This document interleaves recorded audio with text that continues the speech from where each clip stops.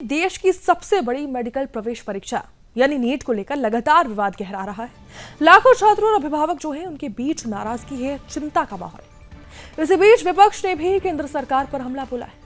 कांग्रेस नेता राहुल गांधी, विपक्ष के नेता राहुल गांधी ने कथित पेपर लीक और परीक्षा में अनियमितताओं को लेकर प्रधानमंत्री नरेंद्र मोदी और केंद्रीय शिक्षा मंत्री धर्मेंद्र प्रधान पर सीधा निशाना बोला है। उन्होंने सोशल मीडिया पर एक्स पर पोस्ट किया है और लिखा है कि 22 लाख बच्चों के साथ धोखा हुआ है, लेकिन मोदी जी एक शब्द भी नहीं बोल रहे। उन्होंने ये भी कहा कि धर्मेंद्र प्रधान जी को अभी हटाइए या फिर जवाबदेही खुद लीजिए। ऐसे में उन्होंने लिखा है कि प्रधानमंत्री मोदी जी जो हैं जवाब दीजिए। राहुल गांधी के इस बयान के बाद नीट परीक्षा को लेकर राजनीतिक बहस तेज हो गई।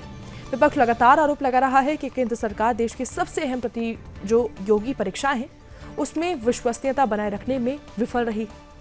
दरअसल नीट यूजी 2026 परीक्षा इस बार गंभीर विवादों में घिर गई। सीबीआई की जांच में कथित पेपर लीक और संगठित सिंडिकेट के संकेत मिले हैं। जांच एजेंसी ने पुणे की एक सीनियर बॉटनी टीचर मनीषा को गिरफ्तार कर लिया है।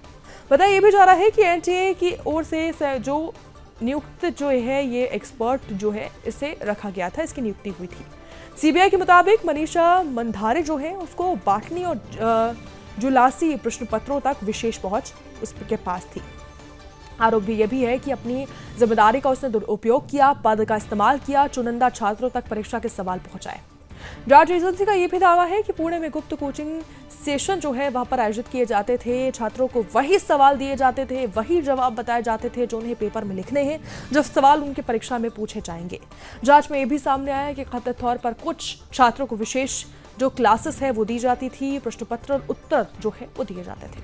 मामले में कई गिरफ्तारियां हो चुकी हैं और जांच एजेंसियों का यह भी मानना है कि इसके तार बड़े नेटवर्क से जुड़े हो सकते हैं।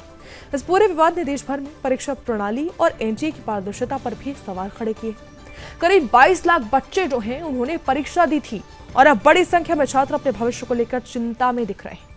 देखिए, विपक्षियों का तो आरोप है कि केवल पेपर लीक का मामला नहीं है बल्कि देश के युवाओं के भविष्य के साथ सीधे तौर पर खिलवाड़ है। राहुल गांधी समेत कई विपक्ष के नेताओं ने शिक्षा मंत्री धर्मेंद्र प्रधान से इस्तीफे की मांग की है। उनका कहना है कि अगर देश के सबसे महत्वपूर्ण प्रतियोगी परीक्षाओं में लगातार गड़बड़ियां सामने आती रहेंगी तो उसकी जवाबदेही आखिर तय तो होनी चाहिए।